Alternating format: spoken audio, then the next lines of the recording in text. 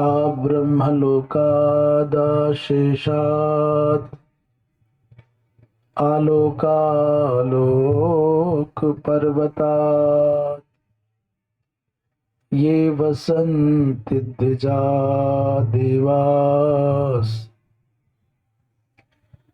तेभ्यो नित्यं नमाम्यहम्। नमो गोभ्यः श्रीमतीभ्यः सौरभेभ्य एव च। नमो ब्रह्मसुताभ्यश्च पवित्राभ्यो नमो नमः। या विद्या शिवकेशवादिजननी या वै जगन्मोहिनी या पञ्चप्रणवद्विरेफनलिनी या चित्कलामालिनी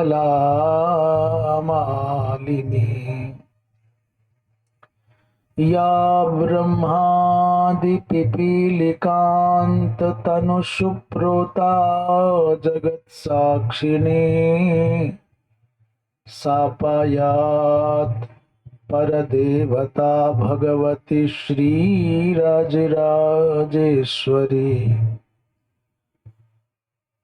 श्रीराम जय राम जय जय राम जय जय राम श्रीराम जय राम जय जय राम श्रीराम जय राम जय जय राम।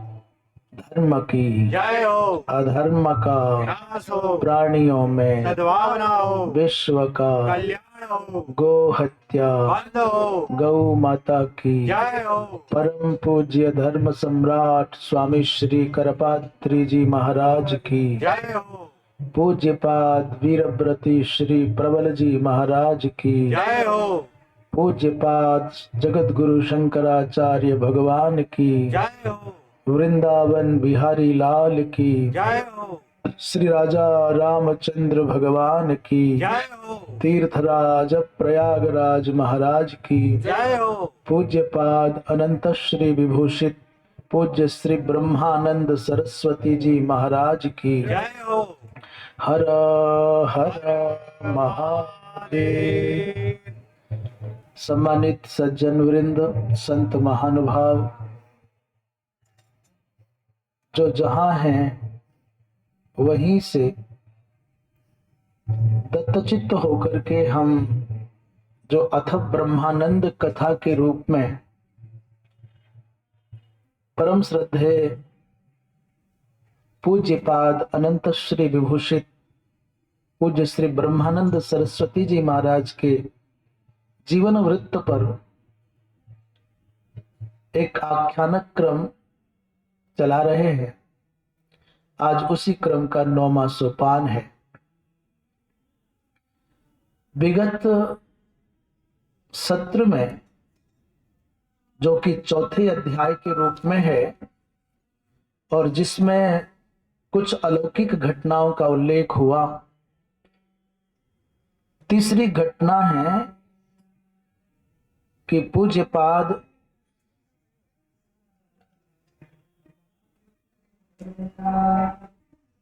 ब्रह्मानंद सरस्वती जी महाराज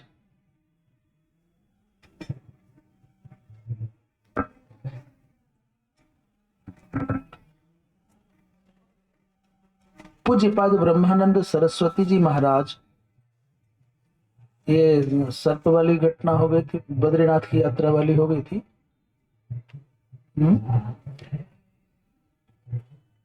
बद्रीनाथ वाली यात्रा हो गई थी, आज होगी। ऋषिकेश में क्या हुआ था? बाढ़ वाली। तो पूज्य ब्रह्मानंद सरस्वती जी महाराज अपने ब्रह्मचर्य अवस्था में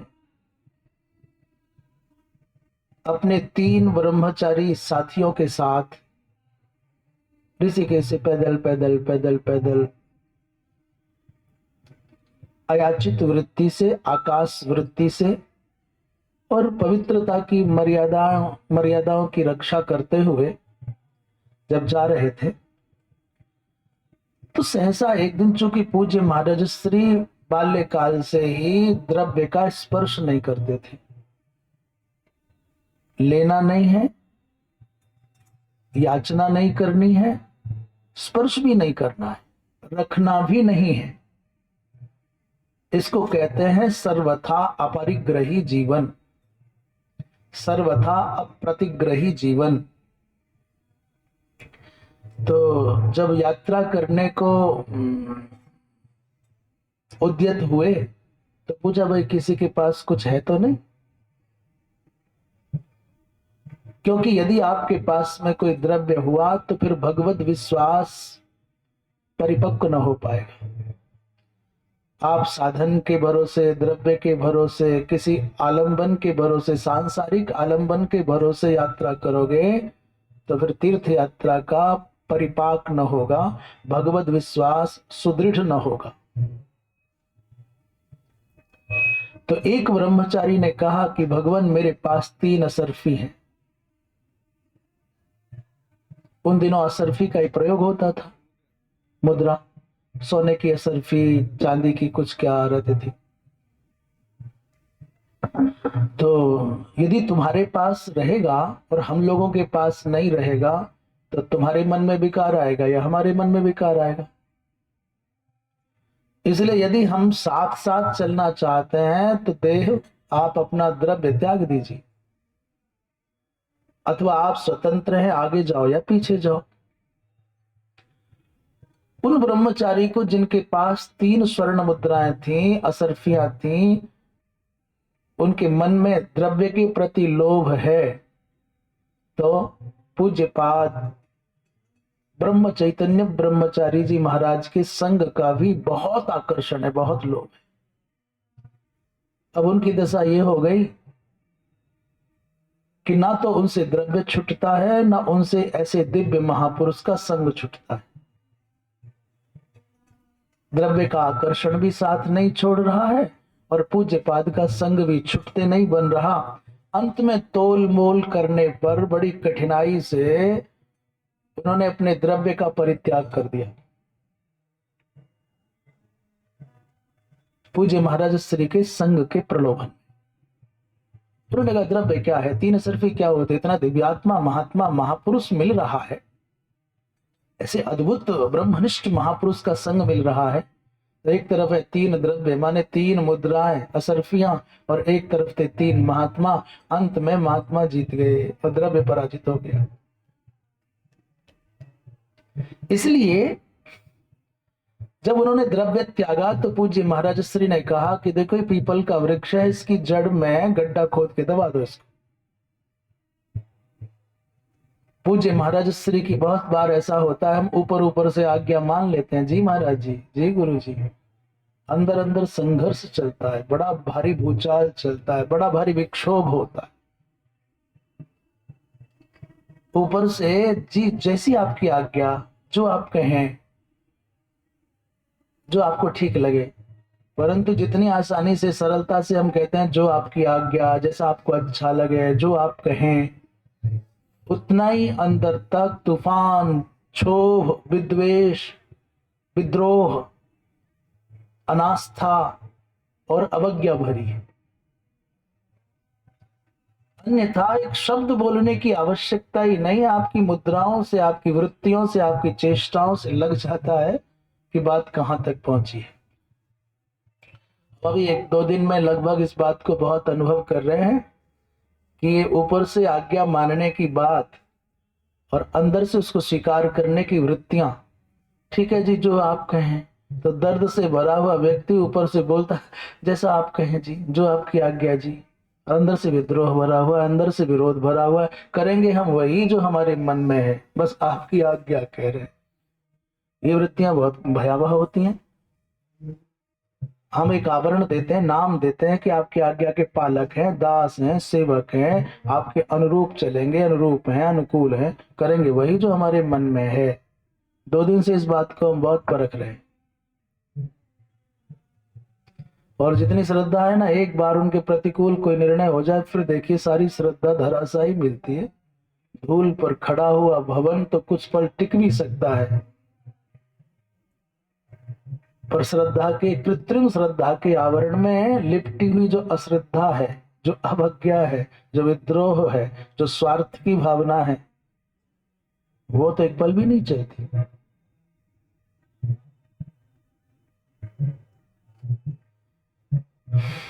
तो उन महात्मा जी ने पूज्यपाद ब्रह्म चैतन्य ब्रह्मचारी जी की आज्ञा मान करके द्रव्य का त्याग तो किया संग के प्रलोभन में, पर मन से त्याग न कर पाए।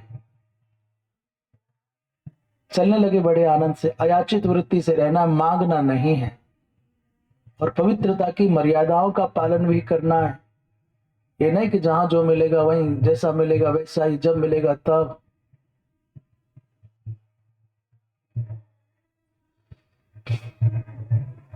एक दिन क्या हुआ, 4-5 दिन हो गए चलते चलते ऋषिकेश से ऊपर बढ़े। हम और ब्रजेश चैतन्य जी महाराज और एक वेद स्वरूपानंद जी महाराज, तीनों महानुभाव हम लोग गए गोमुख, और गोमुख से पैदल पैदल पैदल यात्रा करते हरिद्वार तक आए। तो एक दिन उनको ज्वर हुआ, ज्वर के साथ में अतिसार हुआ, बमन और अतिसार दोनों हो गया। उसको कहते हैं एक विसूचिका कहते हैं, हैजा जिसे कहते हैं, वैसा कोई व्याधि हुई। और 2 दिन बड़ी सावधानी से सेवा करने पर भी, उपचार करने पर भी उन ब्रह्मचारी का जीवन न बच सका, वो दिवंगत हो गए। तो 3 महात्मा हैं, और जो चौथे भाई थे, जो असरफी वाले सज्जन थे, ब्रह्मचारी थे, उनका प्राणांत हो गया। तो सबने यथायोग अनुकूल संसाधन जुटा करके विधि का पालन करते हुए अंतिम संस्कार किया, गांव ग्रामीणों के सहयोग से, गंगा के तट पर ही। और फिर अपनी यात्रा पर आगे बढ़ गए। बहुत दिन लगे बद्रीनाथ जाने में, वहां से लौट करके आने में। लौट आए ऋषिकेश। लौट करके आए तो अचानक पूज्य महाराज श्री को कैसे मन में आया, उन्होंने कहा शेष दोनों ब्रह्मचारियों से कि भैया एक बार चले वहां वृक्ष के पास में, जहां उस महात्मा ने असरफिया गाड़ी थी। यदि वो प्राप्त हो जाएंगी तो उन गतात्मा, हुतात्मा, दिवंगत जीवात्मा के कल्याण के लिए कुछ ब्राह्मणों को दान कर दें, कुछ कर देंगे। गए और वो गड्ढा खोद करके असरफियां निकालने लगे। तो असरफियां 3 थीं, पर छोटा सा पीले से रंग का एक सर्प उस पर कुंडली मारे बैठा। कितने दिन हुए हैं? 10-12 दिन, 15 दिन प्राण निकले हुए। और इतनी जल्दी सर्प कहां से आ जाएगा, क्यों कुंडलियां मार के बैठा है? तो विचार करने लगे पूज्यपाद ब्रह्म चैतन्य ब्रह्मचारी पूज्य श्री ब्रह्मानंद सरस्वती जी महाराज अभी लगभग 30 वर्ष की अवस्था के हैं, क्योंकि उनका सन्यास, उनकी दंड दीक्षा 35 वर्ष की, 36 वर्ष की अवस्था में हुई। वो थोड़ा ध्यान करने लगे तो उनके अवचेतन मन के अंदर एक दिव्य स्वरूप उतर करके आया कि कौन है सर्प? तो पिछले जन्म के वही 3 असरफी वाले ब्रह्मचारी जी महाराज ही पीत वर्ण के लघु काय सर्प बन करके उस द्रव्य से लिपटे हुए हैं। उन्होंने कहा भाई ये तो वही महात्मा आ गए। तो जो 2-4 ग्रामीण थे, महात्मा थे, उन्होंने विश्वास नहीं किया। क्या प्रमाण है, क्या प्रमाण है वही महात्मा है?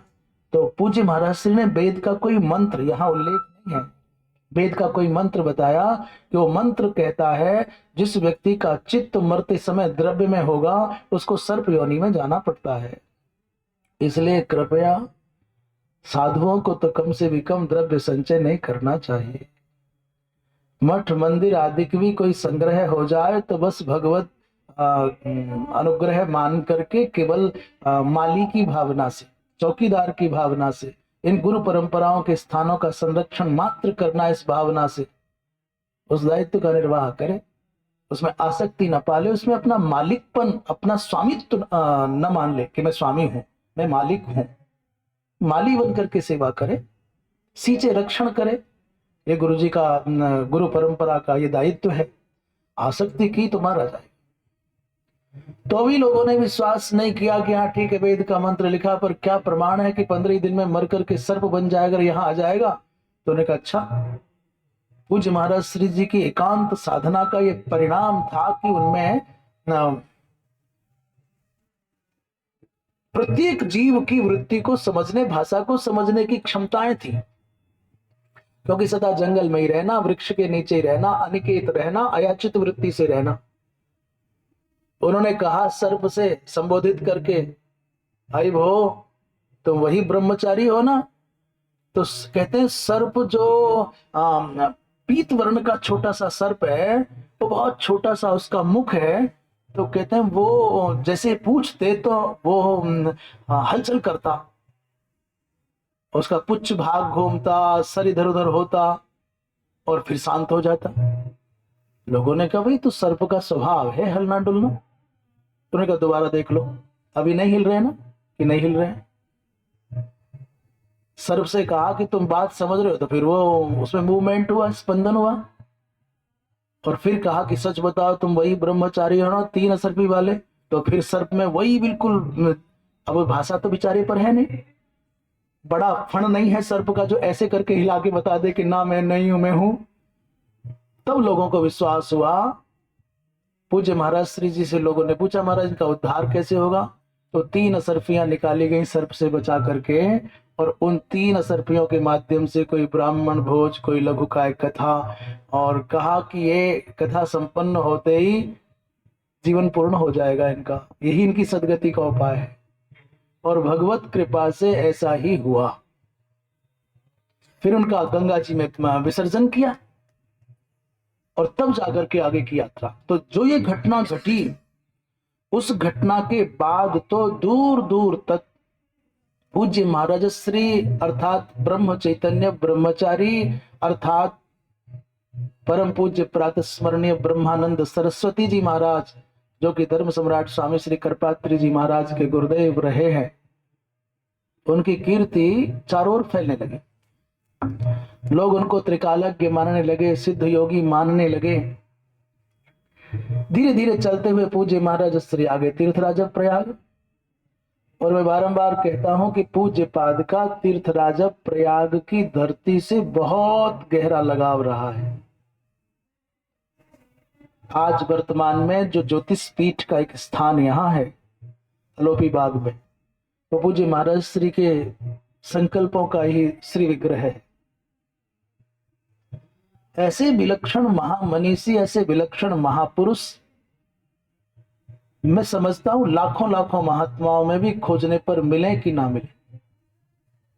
हम बाल्यकाल से सुनते थे पूज्यपाद पूज्य श्री ब्रह्मानंद सरस्वती जी महाराज को 8 घंटे के पद्मासन की साधना सिद्ध थी। एक आसन पर अविचल अविकल, उनके कंठ में न पुष्पों की माला पहनाई जाती तो 24-24 घंटे तक वो पुष्प कुमलाते नहीं थे, मुरझाते नहीं थे।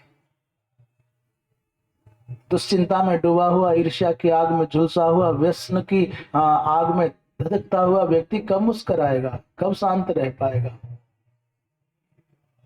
चूंकि वो जल रहा है इसलिए उसके संपर्क में आने वाले फूल भी जल जाएंगे।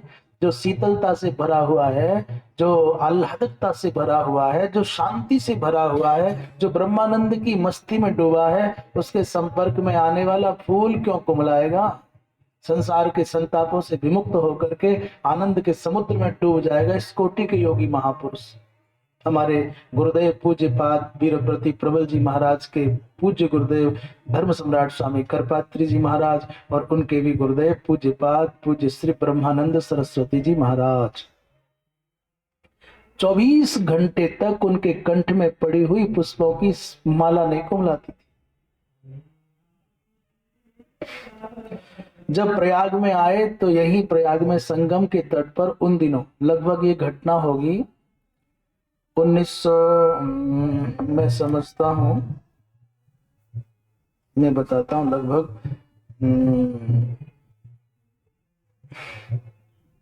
1905 में दंड संन्यास, और लगभग ये 1900 की ही, लगभग 1900 की बात है, क्योंकि 1870 में पूज्य महाराज श्री जी का प्रादुर्भाव हुआ। तो हम करें 30 वर्ष की लगभग अवस्था। तो यहाँ प्रयाग में आए और उन दिनों क्या हुआ दो पक्षों में जोरदार विवाद चल रहा था, अच्छा विवाद। झगड़े का कारण क्या है? एक पक्ष के प्राणी थे, बंधु थे, यहाँ के मछुआरे जो मत्स्य जीवी हैं, जो जाल डाल करके मछलियां पकड़ते अपनी जीविका के लिए।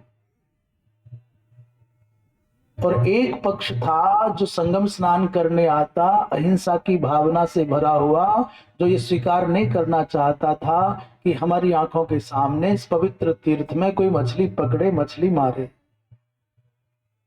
मछुआरों ने कहा भाई हमारी परंपरागत जीविका है, हम मछली पकड़ करके जीविका ना चलाएं तो क्या करें, तुम तुम्हारा काम करो, हम हमारा काम करेंगे।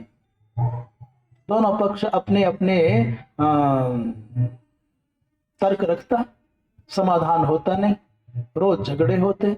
अंत में दोनों पक्ष अपनी अपनी संवेदनाएं, अपनी अपनी भावनाएं व्यक्त करने पूज्य महाराज श्री के समीप आ गए। मछुआरे कुछ और कहते और वो जो अहिंसा का भाव रखने वाले भद्रजन थे वो कुछ और कहते। समझौता हो गया, भाई यहाँ मछलियां मत पकड़ो, कहीं और करना, और वो कह करके चले भी गए, समन्वय हो गया। परंतु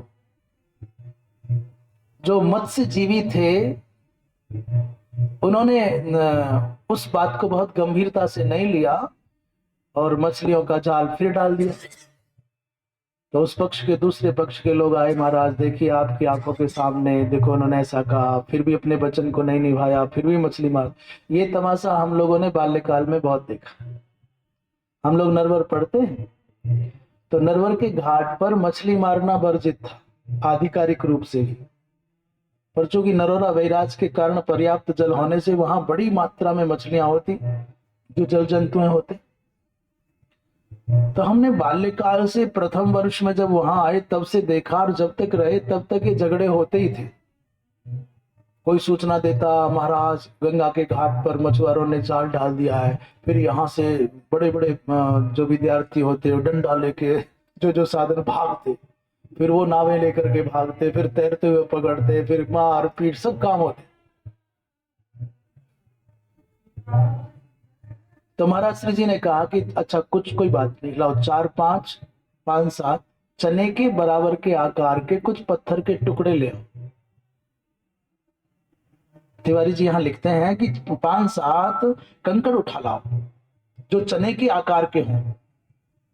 जब कंकड़ आ गए तो महाराज जी ने हाथ में लिए और क्या किया है तो कोई जानता नहीं, प्रत्यक्षतया उनको मंत्रोच्चारण करते हुए किसी ने देखा नहीं, सुना नहीं, होठ बुदबुदाए नहीं, बस हाथ में लेकर के एक दृष्टि से देखा और फिर जिधर जाल की बात थी उधर देखा और कहा जाओ जहां जाल पड़ा है वहां एक कंकड़ डाल। कुछ को श्रद्धा थी, कुछ को अटखेली थी और कुछ को मनोरंजन था। फिर भी गए और जाल डालकर जाल पर जहां जाल पड़ा था उसी दिशा में कंकड़ अंकड़ डाल दिए। और महाराज जी ने कहा यहाँ लौट के नहीं आना, अपने घर जाना। 2 घंटे बाद मछुआरे आए, उन्होंने अपना जाल निकाला तो जाल में एक भी मछली नहीं। उनके जीवन की पहली घटना और पहला आश्चर्यजनक ये कौतुक, वो बड़े परेशान, जाल डाला और एक भी मछली नहीं। और कोई कहता तो मैंने तो हलचल देखी थी, फड़फड़ाती देखी थी, आई थी, कहाँ गई। किसी ने कहा कि महात्मा जी ने कोई मंत्र बुदबुदा दिया है। वो आए, चरणों में दंडवत प्रणाम करके कहा गुरु हमारी जीविका, बोले ठाकुर जी चलाएंगे जाओ। तो वो भी भक्त हो गए। और फिर कहते हैं तब से संगमक क्षेत्र में मत्स्य वेधन करना बंद हो गया। इस बात के बाद तो प्रयाग क्षेत्र में पूज्य महाराज श्री की प्रतिष्ठा भी बढ़ी, उनके प्रति निष्ठा भी बढ़ी। लेखक कहते हैं घटनाएं तो बहुत हैं, परंतु हमारी परंपरा में चमत्कारों का कोई महत्व नहीं, महत्ता नहीं, इसलिए उनका उल्लेख करना भी कोई बहुत औचित्यपूर्ण नहीं है। पूज्य महाराज श्री के जीवन दर्शन का, उनके व्यक्तित्व का, उनके स्वरूप का निर्धारण करते हुए एक जैसे निर्जन वन में ही रहना, भवन में नहीं रहते थे। जब तक शंकराचार्य नहीं बने तब तक किसी के भवन में नहीं रहे। पूज्य धर्म सम्राट स्वामी करपात्री जी महाराज को पहली बार जब पूज्य गुरुदेव भगवान के दर्शन हुए, दंडी सन्यासी हो चुके थे तब तक, तो ये प्रयाग के पास ही किसी बट वृक्ष की छांव में टाट की एक कोपीन में बैठे हुए मिले। आसपास कोई नहीं, कभी भवन में कभी गांव में गए ही नहीं, रहते ही नहीं थे। उनको अच्छा लगता था सिंह हो, सर्प हो, अकेलापन हो, सूनापन हो, संवाद न हो।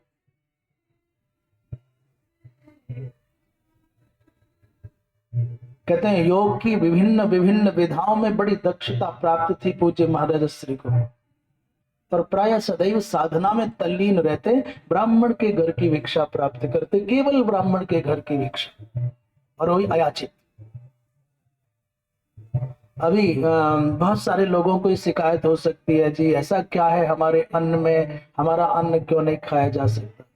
मैं आपको निवेदन करूं, धरती पर जब कोई कहे कि मैं अपने हाथ से ही बना के खाता हूं, केवल अपने हाथ का ही स्वयं पाकी हूं, तो जितने लोग वहां सुन रहे हों, जितने लोगों के कानों में शब्द जा रहा हो कि कोई धरती पर ऐसा कहता है, साधु या ब्राह्मण या कोई साधक, कि हम अपने हाथ का ही बना हुआ पाते हैं, तो मैं कहता हूं 1,00,000 लोगों को भोजन कराने पर जो पुण्य आपको प्राप्त होगा वो उस स्वयं पाकी ब्राह्मण का दर्शन भर करने से हो जाएगा। हाँ, हम प्रयाग की धरती पर कह रहे हैं। कहाँ है आज नियम से जीवन जीने वाले लोग? आज है कहाँ? खाने के लिए दुनिया मरी जा रही है। कोई नियम का पालन करने वाला मिले तो समझ लेना सनातन की जड़ों को सींच रहा है। ये कोई इनका नियम नहीं है, सनातन की जड़ों को सींच रहे। हमारे पूज्य गुरुदेव दंडी सन्यासी जी, पूज्य श्री स्वामी विष्णुआश्रम जी महाराज, वो पूरे जीवन ब्राह्मण के घर की भिक्षा। कैसे?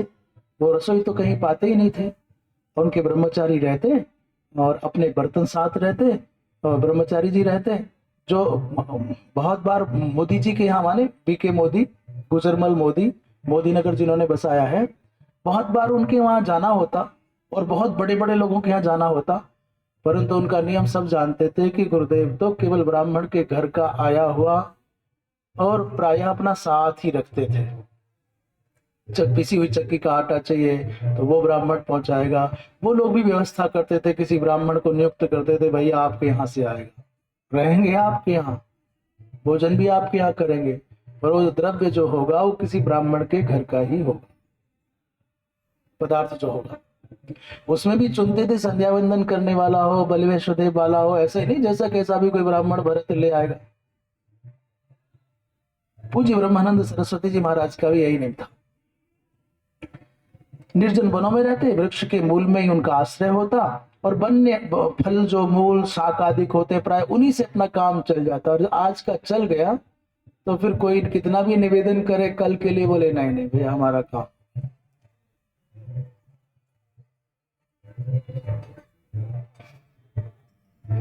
और एक विशेष बात थी, प्रतिग्रह तो खैर था ही नहीं, किसी से ऐसे हाथ करके तो लेना ही नहीं था, तो प्रतिग्रह कहां से आएगा। वस्त्र पहनते नहीं थे, कहीं मठ आदि का कोई झमेला न था, भंडारे कोई चलाने नहीं थे, तो क्यों किसी से आशा करेंगे। तो प्रतिग्रह तो था ही नहीं। बोले परिग्रह भी नहीं था, शरीर पर सर्दी गर्मी बरसात हो, एक ही कॉपी, जब तक जंगलों में रहे।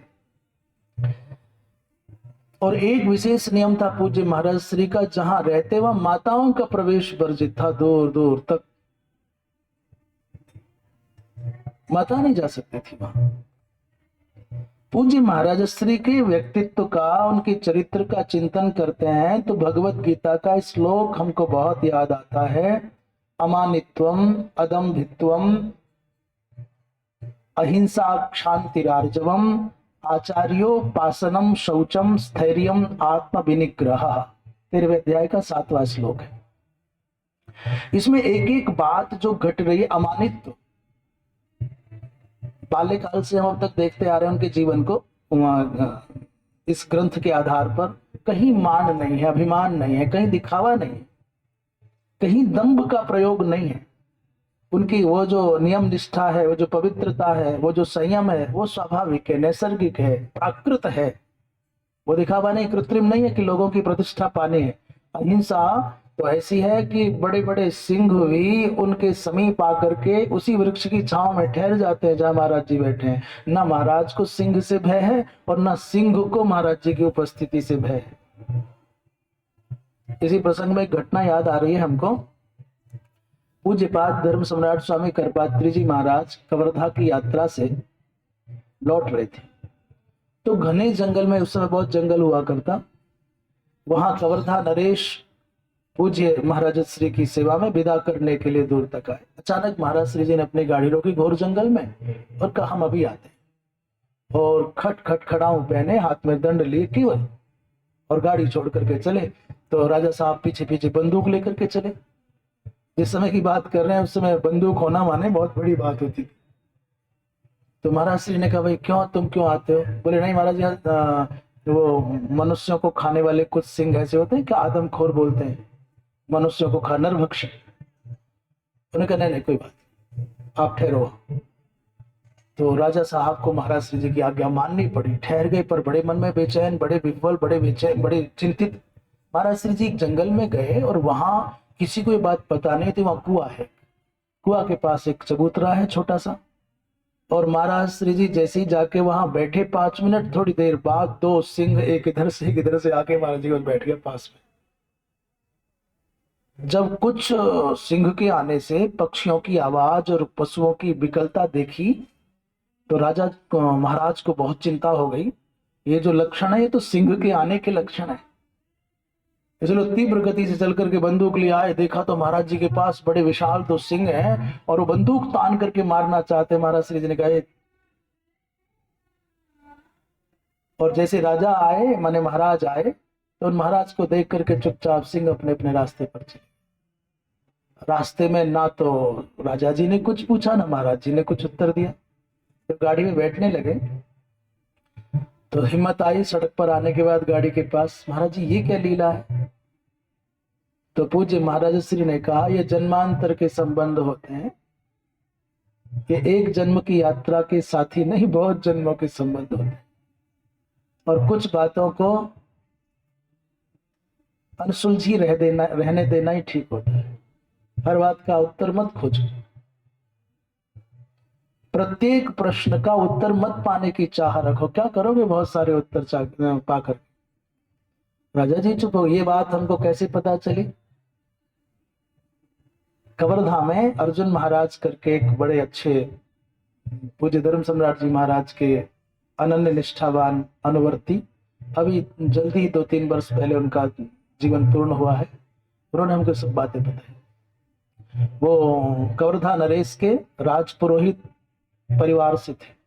उनके पिताजी धर्म सम्राट जी महाराज के अनन्य भक्त थे। और जब राजभवन में पूज्य महाराज श्री रहते तो इन्हीं के पिताजी के माध्यम से ब्राह्मण घर की भिक्षा खोजी जाती। कौन सत्पात्र ब्राह्मण है वो लाते, चाहे साग लाना हो, चाहे फल लाना हो, चाहे जो लाना हो, उन्होंने सुनाई। तो अमानित, तो अदम्भित, तो अहिंसा, शांति और आर्जव, सरलता। शांति माने क्षमा का भाव, अत्यंत प्रशांति, इतने शांत। और आचार्योपासनम, अपने गुरुदेव के प्रति इतने समर्पित, इतने निष्ठावान, इतने निष्ठावान। इसलिए पवित्रता और स्थिरता दोनों उनके जीवन का अविभाज्य अंग हो गया। और आत्म विनिग्रह माने सब परिणाम है। आचार्य उपासन होगा, आचार्य की उपासना होगी निष्ठा से, तो फिर आपके जीवन में पवित्रता भी आएगी, स्थिरता भी आएगी, आत्मानुशासन, आत्म विनिग्रह भी आएगा। जीवन के 2 बड़े बाधक हैं। बंधना यही व लोकेस्मिन। हमारे बड़े विद्वान आचार्य श्री कृष्ण शास्त्री जी बैठे हैं, श्री विद्या के पूर्णाभिषिक्त उपासक हैं। श्री विद्या पर बड़ा विलक्षण ग्रंथ भी, सांगोपांग ग्रंथ लिख रहे हैं। और हमारा इनका एक नाता और जोरदार है। पूज्य जगत गुरु जी, पूज्य श्री स्वामी माधवाश्रम जी महाराज, आपके दादा गुरु जी हैं श्री विद्या के क्रम में। और दूसरा हमारा नाता है कि जब कभी हमको किसी श्लोक की जन्मभूमि का ज्ञान प्राप्त करने की इच्छा होती है, ये कहाँ श्लोक कहाँ से उत्पन्न हुआ है, कहाँ प्रकट हुआ है, कहाँ मिलेंगे, तो हम भैया से पवन जी से जब हम मोबाइल का प्रयोग करते रहे तब तो सीधे ही पूछ लेते थे। पर जब हम मोबाइल प्रयोग नहीं करते और हमको जरूरत पड़ती कहाँ का है, तो पवन जी के माध्यम से इन तक मैसेज, और विद इन 1 घंटा, अथवा जब कभी अति व्यस्तता हो गई 2-4 घंटा मान लो, पर ऐसा नहीं हुआ कि 2 दिन लग गए होंगे, 1 दिन लग गया। और क्या जादू है इनके पास में, ये तुरंत बताएंगे ये श्लोक वहां के उस ग्रंथ के उस अध्याय का अमुक अमुक ऐसे। हाँ, बड़ी बात है। बहुत सुंदर संस्कृत की रचनाएं करते हैं, श्लोक बहुत अच्छे बनाते हैं। तो आप बैठे हैं, तो बंधनायैव लोकेस्मिन्, इस संसार में अस्मिन लोके बंधनाय एव, बंधन के लिए ही कौन है? बोले प्रतिग्रह परिग्रह। वो गृहस्थी हो चाहे संन्यास्त माने विरक्त हो, कोई क्यों ना हो, इस संसार में बंधन के 2 ही आधार हैं, प्रतिग्रह और परिग्रह।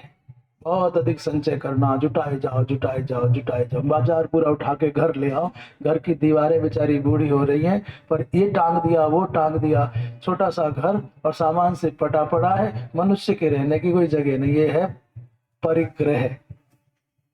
पोलोथीन मिली ले लो, कमंडल मिला ले लो, चद्दर मिली ले लो, कंबल मिला ले लो, क्या करो पता नहीं। आवश्यकता के बिना भी मन की भूख के कारण, चाह के कारण, लोभ के कारण हाथ फैलाए। कभी तो यदि हम ऐसा नहीं कर सकते, जीवन में ऐसा भगवान ने नहीं बनाया, तो कभी ऐसा भी तो आए कि 10 बार कोई कहता है ले, और हमने 10 बार ऐसा कर दिया, तो 2 बार तो जीवन में ऐसा है कि हाथ जोड़ दे, नहीं भाई साहब मुझे जरूरत है, प्लीज क्षमा करें, मुझे इस वस्तु की आवश्यकता नहीं, किसी और अधिक जिसको आवश्यकता हो वहां तक वो लेना ही है। मैं मानता हूं कि ऐसा करने वाले नहीं होंगे संसार में, तो ऐसे करने वालों का क्या होगा? ये जितने भी ये करने वाले हैं उन्हीं के कारण तुम्हारा ये चल रहा है। जिस दिन धरती पर ये करने वाले नहीं रहेंगे, उस दिन इन वालों का क्या होगा? मैंने पलट दी गाड़ी सारी। इसलिए हमको तो ऐसे करने वालों में भगवान देखना है, हमको तो उनका सम्मान ही करना है।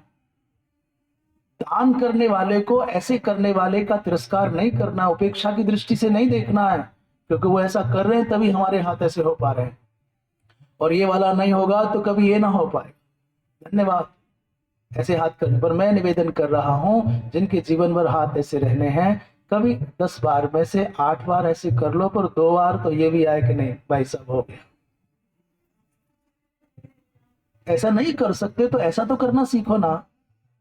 पर भाव ये रखो कि भगवान आज हम ले रहे हैं, कल देने की स्थिति में भी ये भी हाथ हमारा होना चाहिए। और गृहस्थी को तो ये करना ही चाहिए। उत्तम क्षेत्र हो, उत्तम पात्र हो, उत्तम काल हो, देशे काले च पात्रे च, उत्तम देश, उत्तम काल, उत्तम पात्र, तो ही दाता का दातृत्व, जो दानीपन है वो सार्थक होगा। तो पूज्य महाराज क्या वंदनायैव लोकेस्मिन् प्रतिग्रह परिग्रहौ आत्म शांति निहंतारौ द्वावेव परिपंथिनौ। श्री कृष्ण जी दोनों के दोनों परिपंथी हैं, दोनों के दोनों हमारे मार्ग के व्याघातक है, डकैत है, हमारे शत्रु है, और दोनों के दोनों आत्म शांति के निहंता हैं। कौन? प्रतिग्रह और परिग्रह। नहीं, सब सदा नहीं लेना चाहिए, संचय नहीं करना चाहिए। परंतु पूज्य महाराज श्री में भगवत कृपा से दोनों ही बीमारियां नहीं है, ना तो प्रतिग्रह है और ना परिग्रह। यहाँ एक विभूति आती है कभी कभी, अब इस बार तो दर्शन नहीं हुआ, पूज्य श्री विनय पाठक जी, उनमें हमारा गुरु भाव। ऐसे अद्भुत महात्मा हैं, लगभग हमने सबसे पहले उनके दर्शन 1995 में किए, और तब से लेकर के इस बार दर्शन नहीं हुए। प्रति माघ में और प्रति कुंभ आदि में दर्शन होते। जैसा एक थैला, एक डायरी, एक लेखनी और एक वस्त्र, जो कपड़ा पहना है शरीर पर वो, और एक लिपटा हुआ कंबल, इसके अलावा न पहले कुछ था और न अब कुछ दिखाई दे। पूज्य महाराज श्री में आसक्ति है और अरतिर जन संसदी माने विविक्त देश सेवित्व है और जन संसद में अरति है, भीड़ अच्छी नहीं लगती। ऐसा पवित्र जीवन पूज्य महाराज श्री का धीरे धीरे बीतते बीतते अब लगभग 35 वर्ष की अवस्था हो गई पूज्य महाराज श्री की। अचानक उनके मन में आया कि पूज्य गुरुदेव के दर्शन हो और चले संन्यास्त हो जाए। जो पंचम अध्याय आरंभ हो रहा है इसका नाम है पुनः गुरु मिलन और संन्यास। जो लेखक लिख रहे हैं पूज्य महाराज जी के बारे में, भाव न्यास से भाव न्यास के मन उठे और मिटी जगत की प्यास। यद्यपि हम लिख रहे हैं प्यास तो थी नहीं, न आस्थीन प्यास थी, परंतु भाव न्यास के मन उठे। न्यास माने संन्यास के, न्यास माने त्यागना। भाव न्यास के मन उठे, मन में भाव उठ रहे संन्यास के, तो मिटी जगत की प्यास, जगत की वितृष्णा मिट गई और गुरु चरणों में आ पुनः लिया दंड संन्यास। इस अध्याय का आरंभ हम इस दोहा के साथ कर रहे हैं। गुरु चरणों में आ मिले, गुरु चरणों में आ पुनः, यही प्रयाग में हुआ। 1905 में महाकुंभ था। अभी कौन सा चल रहा है? 2025 का महाकुंभ। इससे पहला महाकुंभ बोले 2013 का। इससे पहला 2013, उससे पहले 2001, उससे पहले 1989, फिर 1977, फिर 1965 और फिर 1953। 1953 में पूज्य महाराज श्री कुंभ के वर्ष में ही ब्रह्मलीन हुए और फिर 1941, फिर 1929, फिर 1917, फिर 1905। 120 वर्ष पहले। 2025 चल रहा है ना, 120 वर्ष पहले पूज्य महाराज श्री जी का संन्यास यहीं 1905 में हुआ, दंड संन्यास। तो महाराज श्री जी का अवतार कब हुआ है, जन्म कब, माने उनके प्रादुर्भाव कब हुआ? 21 दिसंबर 1870 गुरुवार का दिन था। मार्गशीर्ष शुक्ल दशमी को पूज्य महाराज श्री जी का प्रादुर्भाव हुआ। तिरोभाव 20 मई 1953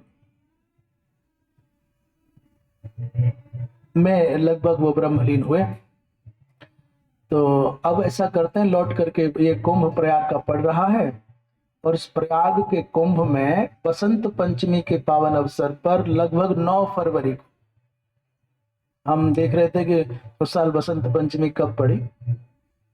तो जो आजकल बहुत मोबाइल के माध्यम से जान लेते हैं ना, हमने भैया से कहा पता करो, तो 9 फरवरी को बसंत पंचमी के दिन 1905 में पूज्य महाराज श्री जी का संन्यास इसी प्रयाग की धरा पर। इसका उल्लेख, इसकी चर्चा हम अग्रिम सत्र में करेंगे। आज यही वक्तव्य को विराम, क्योंकि ये भी महाकुंभ और वो भी महाकुंभ। पूज्य महाराज श्री यहाँ अपने गुरुदेव के चरणों में दंड संन्यास के निमित्त पधारे हैं। वृंदावन बिहारी लाल की। पूज्यपाद ब्रह्मलीन पूज्य श्री ब्रह्मानंद सरस्वती जी महाराज की। पूज्यपाद धर्म सम्राट स्वामी श्री करपात्री जी महाराज की। पूज्यपाद वीरव्रती श्री प्रबल जी महाराज की।